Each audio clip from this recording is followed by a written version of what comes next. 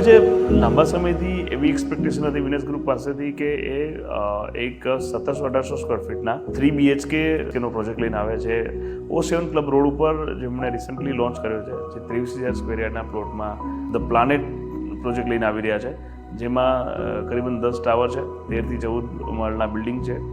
સૌથી best part આ પ્રોજેક્ટનો એ છે કે જેમાં 5000 સ્ક્વેર યાર્ડનું સેન્ટ્રલ ગાર્ડન છે.